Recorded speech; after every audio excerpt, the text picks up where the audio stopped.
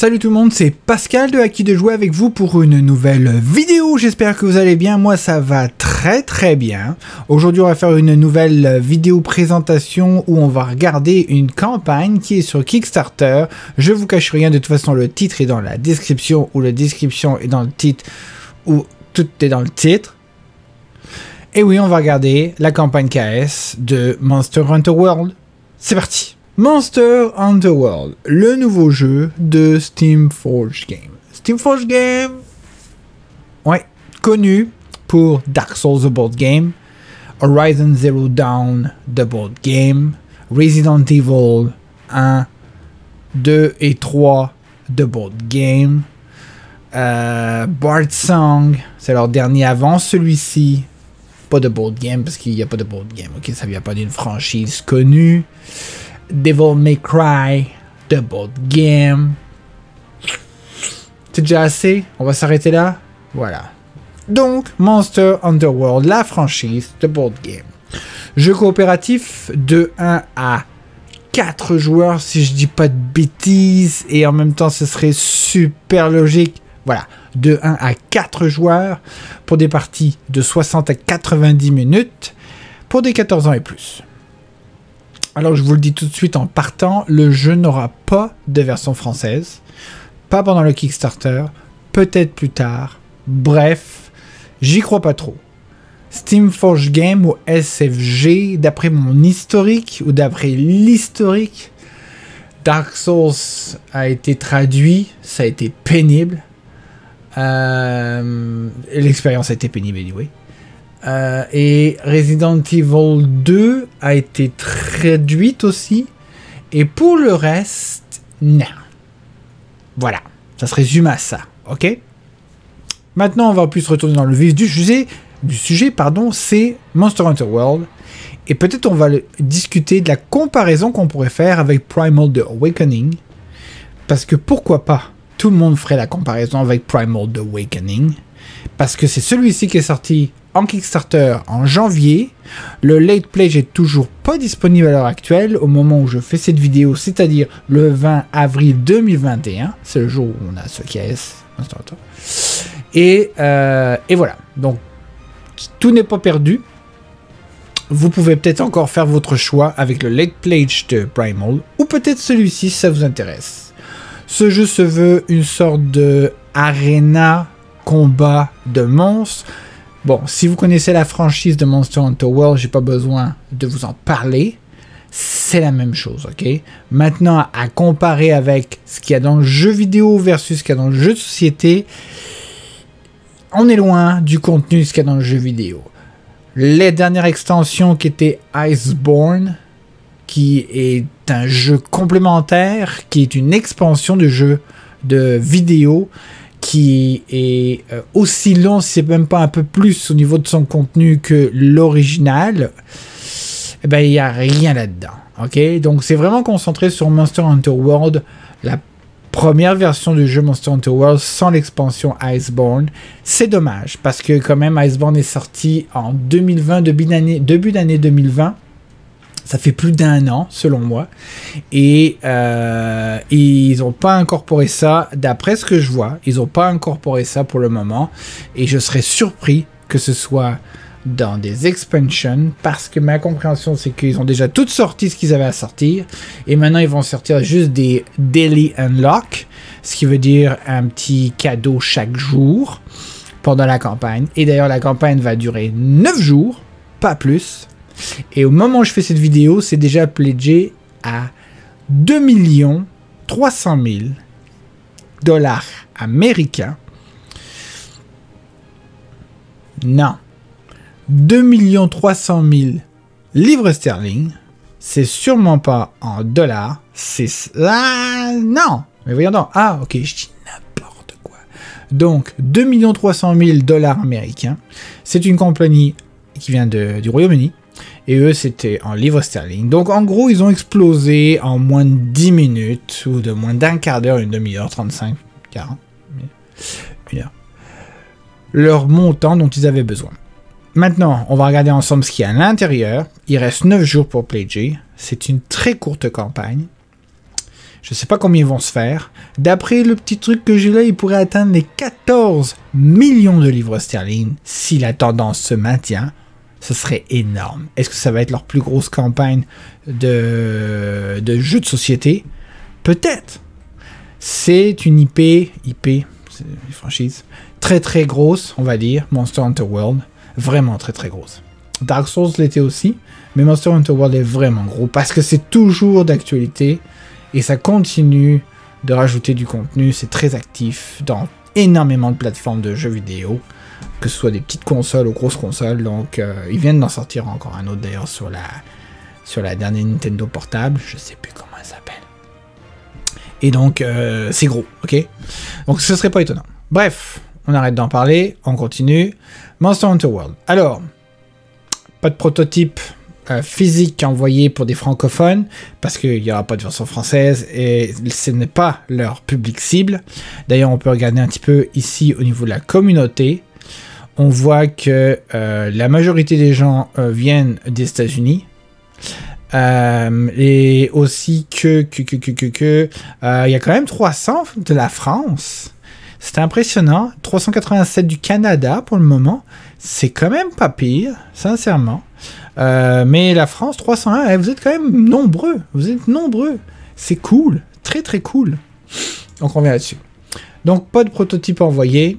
Ce sont les plus connus qui l'ont reçu, les plus gros anglophones qui demandent rien en retour, par exemple, qui ont reçu un prototype, qui se vendent de rien demander en retour quand on reçu un prototype. Et d'autres petites compagnies, mais on n'a pas les gros comme DICE, Star Wars, ce genre de choses. Bon, en tout cas, ils sont pas là pour le moment. Donc, je vous expliquerai pas c'est quoi l'histoire de Monster Hunter World. Vous devriez connaître un tant soit peu c'est quoi. Est-ce que c'est vraiment important? Je ne pense pas, parce que le but du jeu, en fait, c'est d'être des hunters, de choisir le type de hunter en fonction de type d'armes, parce que ils appellent ça des classes, mais en fait, ce sont des types d'armes. Dépendamment de l'arme que vous voudriez manier ou que vous apprécieriez le plus manier, ben vous prenez ce bonhomme là et vous jouez ce type d'arme là et vous allez vous battre contre des boss. Il n'y a pas, contrairement à Dark Souls, de phase où, parce qu'on pourrait comparer un petit peu cette façon de mécanique de jouer à Dark Souls, on va y revenir. Mais il n'y a pas, contrairement à Dark Souls, des phases de mob où on se promène un peu partout et que à un moment donné, ben, on est dans le boss. Non, c'est juste du combat de boss. Même si dans le jeu vidéo, on a beaucoup d'exploration avec plein de petits monstres où on peut aller faire des petites quêtes, ramasser des matériaux pour crafter, qui ne sont pas juste forcément des matériaux nécessaires qui viennent de boss. Mais là c'est juste ça, d'accord? Pourquoi on fait cette chasse aux boss, aux monstres?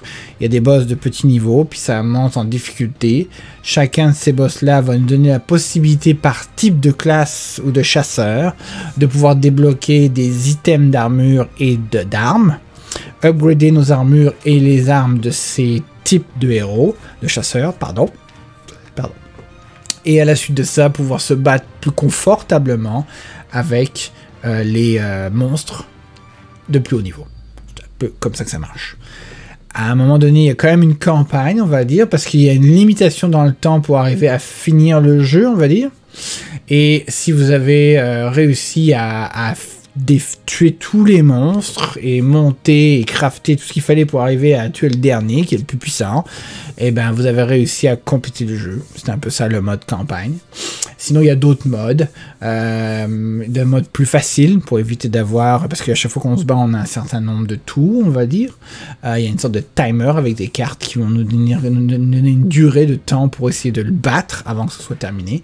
Vous avez une version plus simple qui enlèverait ça et vous prendriez le temps que vous voudriez pour le tuer. Vous avez aussi une phase d'arena où vous juste vous battre en fait contre les ennemis sans forcément contribuer à une campagne qui est je dois aller jusqu'au plus haut et le terminer. Voilà. Quand même, les miniatures sont assez belles. Maintenant, on va regarder au niveau de son contenu. On a le Entry Pledge qui est à, on va y aller en euros pour la majorité d'entre vous, 58 €. Voilà. Alors, clair en partant, c'est écrit là, il n'y a pas de taxe pour l'Union européenne Canada et tous ceux qui sont écrits là. Donc en gros, la compagnie paye pour les taxes, le VAT, là, la taxe, peu importe. Ne vous souciez pas de ça, vous ne payez que le shipping et c'est tout. Ils s'occupent des frais de douane et ils s'occupent des taxes supplémentaires. Voilà, ça c'est clair, voilà, on n'en parle plus, c'est fait. Donc, le pledge entrée, c'est en fait l'Ancient Forest, qui est la première zone de Monster Hunter World. À l'intérieur, nous avons 4 monstres, 4 hunters, des cartes, une map recto-verso, un rulebook et un questbook. Le questbook en soi, ça sert surtout à avoir le petit côté aventure avec du texte où en équipe, vous allez essayer de tracer un peu les empreintes des monstres, des boss que vous allez affronter, et vous lisez des textes, vous regardez un petit peu ce qui se passe, ils vont vous donner des choix, vous faites ces choix-là, en fonction des choix, ils vont vous donner des récompenses. C'est sûr qu'au bout d'un moment, quand vous refaites le jeu, vous allez savoir quoi prendre la prochaine fois pour essayer d'avoir de plus d'indices. À partir du moment où vous avez réussi à avoir un certain nombre d'indices, ça va vous donner plus d'infos pour plus facilement vous battre contre la créature. Donc c'est ça le questbook.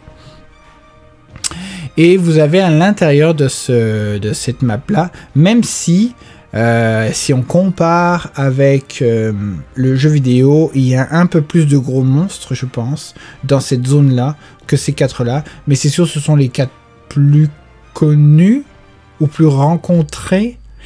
Si je dis pas de bêtises, je suis en train d'y jouer en ce moment sur PC. Donc voilà. Et vous avez 4 hunters. Le Dual Blade, le Sword and Shield, le Great Sword et le Bow. Ok, déjà en partant, on a... Bon d'accord, ce sont les monstres qu'on peut retrouver, mais en partant dans le jeu vidéo, tu peux avoir tous les hunters que tu veux, de manière générale, dès le début. Il n'y a pas de limitation en nombre de hunters. Ça m'embête un peu, mais c'est ça. Mais c'est pour 58 €, ok? À la suite de ça, bah, vous avez pas mal de cartes. Alors, les cartes... vous avez les cartes de comportement de chacun de ces monstres-là. Vous avez les cartes de ces monstres, en fait, qui vont vous indiquer quels sont les endroits sensibles, qui peuvent être découpés, parce que comme dans le jeu, on peut briser des parties. Je sais pas moi, des griffes, la gorge, la queue, des morceaux comme ça. Et plus tu brises de morceaux avant de le tuer, définitivement, plus tu auras de récompenses à la fin de ta chasse qui seront pour tout le monde, et donc plus tu auras de matériaux pour upgrader plus rapidement les armures et les armes qui t'intéressent pour ton hunter. Ok? Parce que quand tu choisis ton hunter, tu le gardes jusqu'à la fin de la campagne, tu ne peux pas changer en cours de route. Donc c'est ça. Il y a ça. En fait, pas mal de cartes. On va regarder un petit peu les cartes après, juste pour essayer de voir un petit peu le style, comment fonctionne un petit peu le gameplay et voir la comparaison avec Primal, pourquoi pas. Donc, on a le Great Sword. Très très cool. Miniature très cool quand même. Très très représentatif de ce qu'on voit dans le jeu vidéo. Ils ont fait un mélange d'hommes et femmes. C'est bien. Comme ça, il n'y a pas de... Voilà. Et les différents monstres. Le Great Jaguar, qui est très très cool. Vous voyez, avec leur fameuse carte qui indique leur sensibilité, leur point de vue, puis leur point de vue, puis tout ça. À quoi ils sont sensibles au niveau des éléments, quand on a des attaques qui font du feu, l'électricité, ce genre de choses. Voilà une jeune note. On descend. On va au prochain. Maintenant, on a le Core Pledge, qui est plus le pledge de base. C'est ce que vous avez au-dessus. Donc, Ancient Forest. Mais à ce moment-là, vous allez rajouter une autre région qui est de Wildspire Waste, qui est la zone de désert.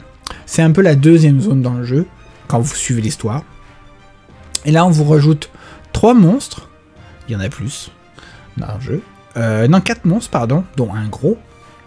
4 hunters de plus. Et des cartes et des machins et des trucs. Et vous avez le Kickstarter exclusif, le Kuluyaku, et les Daily Unlock. Alors, à préciser entre ces deux exclusivités, vous n'avez pas du tout les Daily Unlock dans le pledge de base. Ici. Donc, si vous prenez ça, Vous n'avez pas l'exclusivité du monstre supplémentaire, qui est un petit monstre assez sympathique d'ailleurs, qui se bat avec un œuf des fois ou de la roche, c'est drôle. Et qui fait que s'enfuir. On dirait une sorte d'autruche, ou je sais pas trop, à voir. Et vous n'avez pas les daily unlock. Donc, il n'y a pas de stretch goal, mais il y a des daily unlock. Et ça, vous n'en aurez pas. Donc, si vous voulez avoir tous les petits cadeaux qu'ils ont prévu de donner déjà d'avance, il faut passer à ce pledge-là. Et ce pledge-là, quand même, n'est pas donné. 117 €. Quand même. En rajoutant le shipping, qui doit sûrement être pour gratuit, on s'entend. Surtout de nos jours avec la pandémie. Et là, donc, on se retrouve avec tout ça. Ces monstres sont là. Le Pouké Pouké, par exemple, qu'on voit ici, là, il n'est pas vraiment dans cette zone-là. Il est plus dans une autre zone d'après. Et même des fois, tu peux le retrouver dans la première zone, mais il n'est pas vraiment, officiellement, je pense qu'il n'est pas vraiment dans cette zone-là. C'est pas grave, mais ils l'ont mis là. Donc là, il rajoute le Charge Blade, qui est en fait un gars avec une épée, qui a le Switch Axe, très joli, avec une armure. C'est drôle, ils ont mis des armures en fait qui sont déjà au niveau du jeu vidéo, ou peu importe, qui ont le style visuel d'une des armures que vous pourriez avoir récupéré en craftant avec les matériaux des monstres que vous allez affronter. Donc ils ont présélectionné un petit peu des armures. Ça c'est l'armure d'os là. Là vous avez le Insect Glaive, qui est une sorte en fait de grande spear. Vous avez le Heavy Bowgun, qui ressemble en fait à une distance avec l'arc, mais là c'est plus une sorte de canon. Ils sont plus difficiles d'ailleurs à manier, ces 4-là en soi, dans le jeu vidéo en tout cas, à maîtriser, à voir. Vous avez le Barot, très très cool d'ailleurs. Vous avez le Giuratodus, désolé, qui est une sorte de cochonnerie dans l'eau. Vous avez le Pouké Pouké, comme je disais, et vous avez le Diablos. Voilà. Et voici la fameuse Kickstarter exclusivité, le Kuluyaku, qui est drôle. D'ailleurs, il y a une pierre ici, alors que des fois dans le jeu, et d'ailleurs sur la photo ici, c'est pas une pierre, c'est un œuf, parce qu'il protège un peu ses œufs. Et qui fait que courir, il est fatigant. Donc voilà. Et après ça, vous avez le All-in Pledge, qui, pour 243 €, c'est vraiment cher. C'est même, si je dis pas de bêtises, combien était lui? 114? 117? Et même 117, voilà, ouais, 117 plus 117, ça fait même pas ça. 243 €, voilà, 243. Vous avez tout ce qu'on a dit au-dessus, plus les expansions. Alors, et là, les expansions, ce sont des gros, des beaucoup plus gros, ok? Que vous pouvez retrouver, bien sûr, dans le jeu vidéo. Et vous avez le Hunter Arsenal, qui est en fait encore d'autres classes. Donc en gros, vous aurez débloqué ou acheté, parce que ça ne se débloque pas, ça s'achète, toutes les classes si vous allez avec le All-in Pledge. Ce qui vous donne plus de monstres, oui, mais plus de rejouabilité au niveau des Hunters, parce que vous pourrez dire, ben, je veux faire le jeu avec chacun d'eux. Là, vous avez tout. Ok. Maintenant, vous pouvez très bien décider de ne pas prendre le all-in et d'y aller avec les morceaux qui vous intéressent. Donc, ils sont vraiment très très cool. Vraiment très très cool. Même le dragon est cool. Le Théostra est très très cool. D'ailleurs, il dit que c'est une exclusivité. Donc, celui-ci, en boutique, sera sûrement pas disponible. Ok ? Et vous avez les expansions. Dans ce cas-là, si vous voulez les prendre séparément, parce qu'il y a juste certaines expansions qui vous intéressent, vous pouvez les prendre séparément. Les Hunters aussi, vous pouvez les prendre séparément. Sinon, vous avez la possibilité. D'ailleurs, Elder, nanana, c'est quoi la différence entre lui? Attends, c'est Elder Dragons, ok. Puis si on regarde lui, choose your optional purchase you'd like to add. Ok, ça c'est si tu veux. Ok, c'est comme une répétition un petit peu. Hein. Désolé, mais c'est un petit peu. Hein. C'est juste pour dire que pendant le Pledge Manager, vous pourrez les rajouter. Vous pourrez rajouter un box de plus pour ajouter différents pledges de plus. Et voilà. Et là, dans Daily Unlock, on a une posture différente, donc une miniature différente d'un Hunter qui est avec la Great Sword. qui est une exclusivité. Je pense que ils appellent ça des login bonus parce que même dans le jeu vidéo, quand vous vous connectez tous les jours, vous avez des bonus qui vous donnent, donc ils utilisent le même principe. C'est login bonus, c'est pour ça qu'ils appellent ça, c'est pas des daily mais des logins, donc à chaque jour ils vont rajouter quelque chose, et ça va être inclus dans le core pledge et le all-in pledge, mais pas dans celui qu'on disait en haut. Donc c'est juste une sculpture adéquate. Maintenant, au niveau du gameplay ou de la façon dont ça se joue, on va essayer de regarder un petit peu des belles miniatures, tu choisis ton truc, tu choisis ta quest. Effectivement, donc tu choisis ton bonhomme, tu prends tous les morceaux qui vont avec, le deck de cartes, le deck de dommages, le deck, les petits tokens qui vont avec, tout ça. Ensuite, tu choisis ta quest. Donc, soit tu fais une quest d'histoire. Ensuite, qui va te dire en fait de te battre contre un des monstres. Ensuite, quand tu réussis à le combattre, tu pourras avoir la possibilité de faire des quests qui s'appellent un peu d'exploration, où il y a plusieurs niveaux, et tu pourras pas les faire tant que tu n'auras pas réussi la main quest qui est de le battre une fois.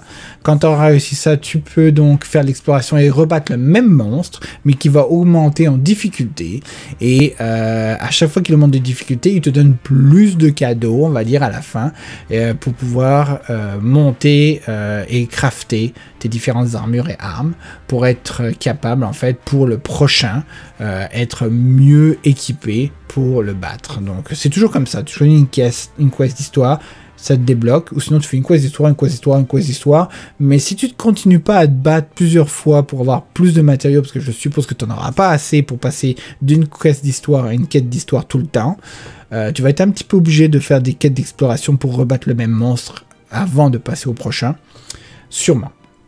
C'est un principe pour ne pas avoir tout d'un coup, puis rajouter de la longueur dans le jeu. Donc à mon avis, faut faire ça. Ensuite, tu choisis ton aventure, Your Own Adventure. C'est là, en fait, tu traques le monstre, tu regardes dans le livre, c'est tout en anglais, pas de version française. Et là, tu fais des choix. Je veux faire ça. Alors, on va prendre cette direction, on va faire ça.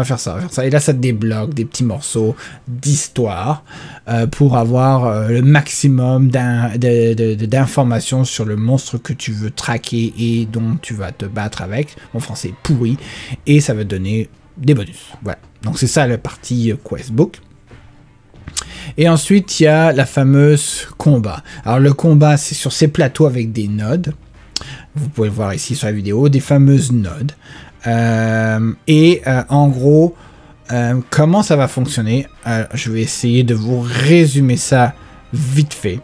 Alors on va commencer par le monstre. Le monstre commence à vous tirer une carte que vous voyez justement à l'écran là. Le monstre indique quel type de mouvement d'attaque il va faire. Il va dire quel est le hunter qui va viser, comme on peut le voir ici. Il va se déplacer, il va attaquer. Ça va attaquer un hunter, ou si malheureusement il y en a un autre à côté, ça pourra en attaquer plusieurs. Et ça va faire des effets, et puis tout ça. Ça, c'est le comportement. À la fin de ce comportement-là, ça va être le tour des hunters. Et là, les hunters vont pouvoir décider, comme vous voyez, avec un plateau d'énergie, de jouer des cartes. Mais avant ça, la carte que je vous indiquais, où le monstre disait ce qu'il faisait, il va indiquer combien de tours pour cette attaque, après cette attaque, en fait, combien de tours les joueurs vont pouvoir faire. Donc, par exemple, il y a écrit, après avoir fait toute cette attaque-là, le monstre vous donne 2 tours pour jouer et à l'attaquer.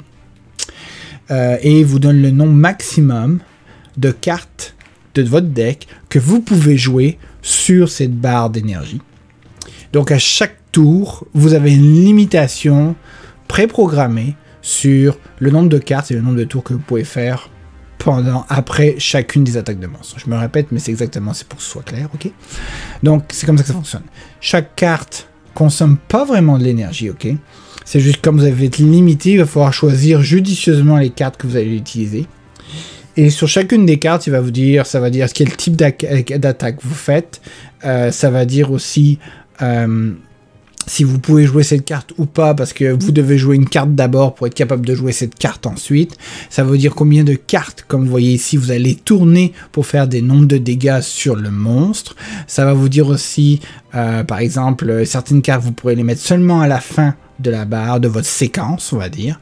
Et quoi d'autre? Les effets que vous pourriez faire, les coups que vous pourriez donner sur les parties critiques, parce que à chaque fois que vous allez jouer, vous allez d'abord regarder où vous êtes positionné par rapport au monstre, et là où vous êtes positionné va vous donner l'endroit où vous allez pouvoir attaquer, sur les côtés, en arrière, c'est ça qui sont indiqués sur la carte du monstre. Il y a tous les endroits où vous avez le droit de taper dessus.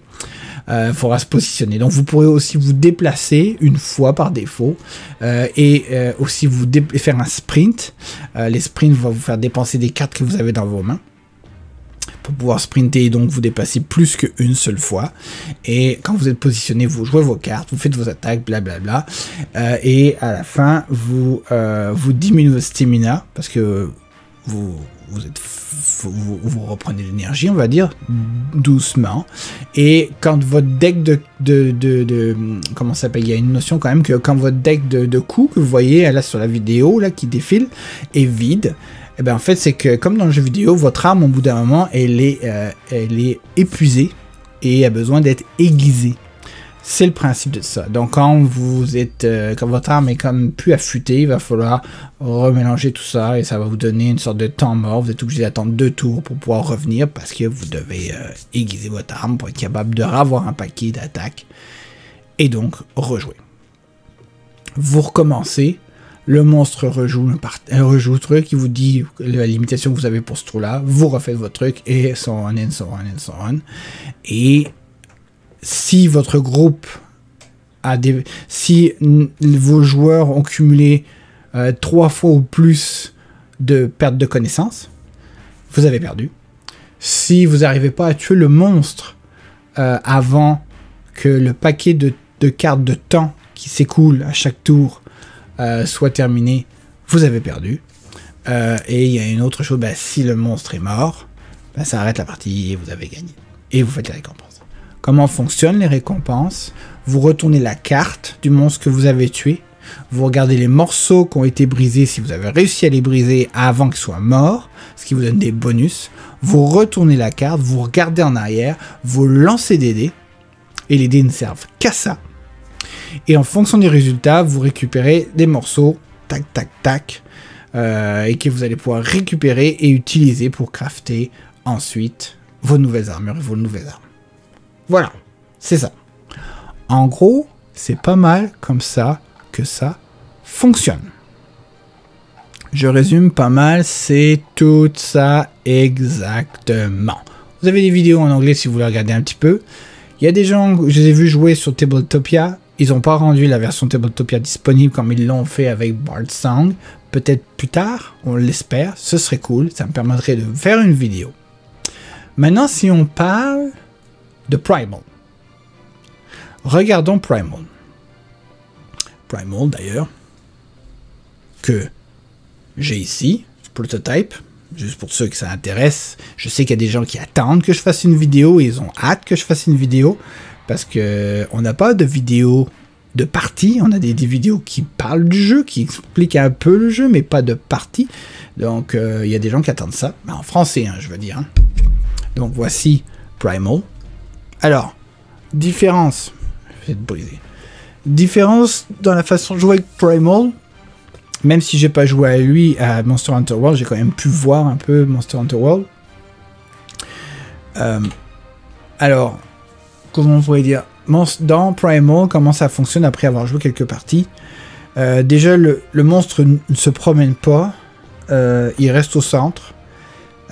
Les joueurs, les chasseurs tournent autour de lui de façon stratégique. Tout est stratégique. Vous avez un deck de cartes, oui. Vous tirez vos cartes au hasard, oui, comme dans Monster Hunter World. Vous dépensez les cartes de façon stratégique pour faire des combos. Sûrement la même chose aussi dans Monster Hunter World. Ces cartes ont un coût en énergie, donc vous utilisez des cartes pour mettre en place des cartes. Donc je vais utiliser une carte qui a une énergie pour utiliser celle-ci. Donc il y en a une que je jette pour pouvoir la poser l'autre. Voilà, donc, mais la grosse différence dans le gameplay, Parce que le crafting, c'est un peu la même chose. On récupère des morceaux pour pouvoir crafter, et donc aller à la forge, puis tout ça, puis tout ça. Et on fait d'autres monstres, et d'autres monstres, et d'autres monstres de plus en plus forts. Je dirais que dans Monster Hunter World, le monstre agit, vous dit sur une carte ce qu'il fait, vous dit une limitation du nombre de cartes que vous pouvez jouer, ça m'embête un peu. Vous dit aussi le nombre de tours que vous pouvez jouer, ça m'embête un peu, parce que dans Primal, la différence c'est que vous avez le nombre de cartes, c'est vous qui voyez combien de choses vous pouvez faire dans votre séquence, donc c'était un petit peu ça, et vous avez juste un tour en gros. Et dans Primal, la différence aussi, que je préfère, je pense, c'est que le monstre réagit en fonction de ce que vous faites, ou ce que vous lui faites. Donc, je trouve ça un peu plus dynamiquement intéressant, parce que ça rajoute une stratégie supplémentaire que vous contrôlez un petit peu quand même, parce que vous pouvez décider des combinaisons que vous faites dans votre séquence, et vous pouvez très bien décider de « je vais faire ça, il va réagir, mais ce n'est pas grave, car après je vais pouvoir continuer ma séquence que j'ai encore des cartes, et faire ça en plus, et après ça en plus. Même si lui réagit, j'ai prévu le coup, que je devrais quand même être capable de survivre à ce qu'il va essayer de me faire, mais que je vais pouvoir continuer, et peut-être lui faire encore plus mal au prochain coup, avant que mon tour soit terminé et que ce soit à l'autre joueur de jouer. Et même à ça, dans Primal, vous pouvez garder des cartes pendant votre tour et ne pas jouer la totalité de vos cartes pour vous donner un boost pour payer moins cher la prochaine fois que vous jouez, ou quand vous avez fini, vous récupérez 5 cartes, c'est 5 cartes maximum que vous avez dans les mains. Pas vrai, 5 cartes, quand vous direz, mais des fois vous pouvez en gagner une de plus, ça dépend des circonstances. Mais si mon ami joue, j'ai des cartes que je pourrais utiliser peut-être pour dire tiens, moi je dépense celle-là pour te donner le bonus qui est dessus, parce que je peux réagir et t'aider à des moments opportuns qui font en sorte que quand on travaille ensemble en coop dans Primal, on peut vraiment s'entraider à faire des combinaisons. Parce que des fois il y a écrit si je joue cette carte-là, il faudrait que toi, s'il te plaît, tu défausses une carte et ça va m'aider à me faire un combo. Mais en contrepartie, je vais jouer cette carte-là qui, toi, dans ton tour, va te donner 2 cartes de plus ou 3 cartes de plus. Et là, donc, on travaille vraiment en équipe et à faire des combinaisons. Et comme ça, tu vas pouvoir te placer derrière lui pour le frapper, essayer de lui couper la queue et ce genre de choses. Chose aussi intéressante que j'ai vue dans Primal, et ça m'attire plus. Et ce que j'ai vu dans Primal, c'est on a un objectif pour chacun des monstres sur lesquels on se bat. Et il n'y a pas de secret. Le premier monstre, c'est le fameux dragon. Là, et un des premiers objectifs, c'est faut taper dans la queue. Taper dans la queue. Vous faites du dommage, vous tapez. Au bout d'un moment, vous avez tellement tapé dans la queue que la queue va se couper. Et il a une carte de réaction au fait que vous tapiez dans la queue, ou que vous soyez positionné en arrière de lui quand c'est votre tour de jouer. Mais si vous coupez la queue, et ben cette réaction où il y avait écrit quand vous étiez derrière lui, et ben s'annule. Il n'y a plus de queue, il peut plus rien faire avec, donc ça lui fait un contre-attaque qui n'existe plus dans son lot de choses à faire. Donc, je ne sais pas si dans Monster Hunter World il y a ça, dans le jeu de société.